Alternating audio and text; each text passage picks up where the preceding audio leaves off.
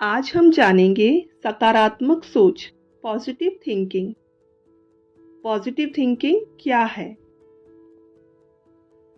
सकारात्मक सोच या सकारात्मकता स्वयं को नियमित रूप से कराया जाने वाला एक ऐसा सुखद भावनाओं का अनुभव है, जैसे प्रसन्नता, खुशी, आशा, आभार, रुचि, शांति, शुद्धता, आनंद, प्रेम और आस्था या आदर।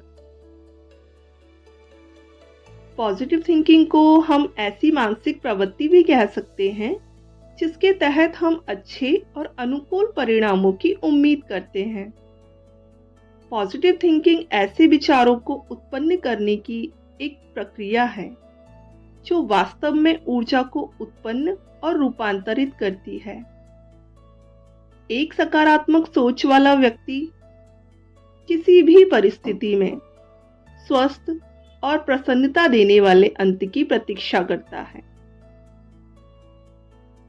यह तय है कि हम अपने जीवन में नेगेटिविटी को पूरी तरह से अलग नहीं कर सकते हैं। लाइफ में बुरी चीजें भी होती रहती हैं। असल बात तो यह है कि हम अपने विचारों में नकारात्मकता के मुकाबले सकारात्मकता को कितनी जगह दे पाते हैं।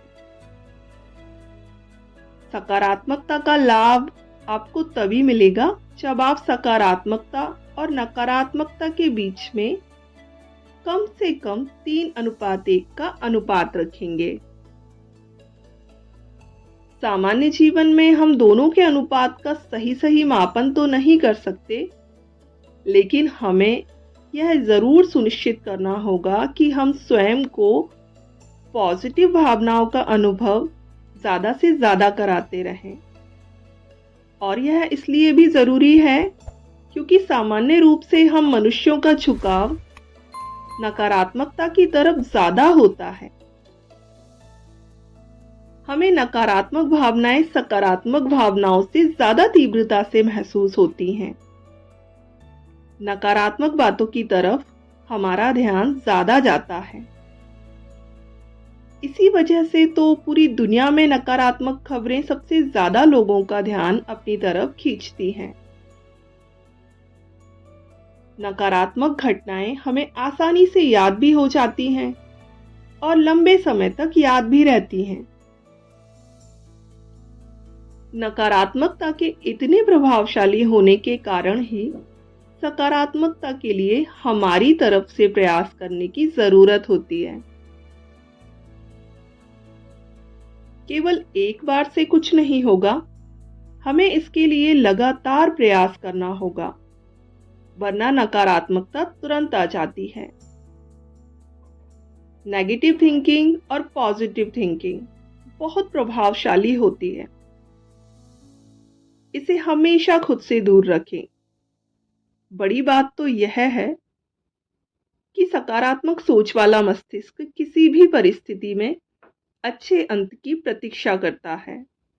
नकारात्मकता कितनी भी प्रभावशाली क्यों ना हो, सारे दिन में छोटी छोटी गतिविधियों या किसी अच्छे काम से ही इसका पारा बहुत नीचे गिर सकता है और सकारात्मकता का पारा बहुत ऊपर उठ सकता है।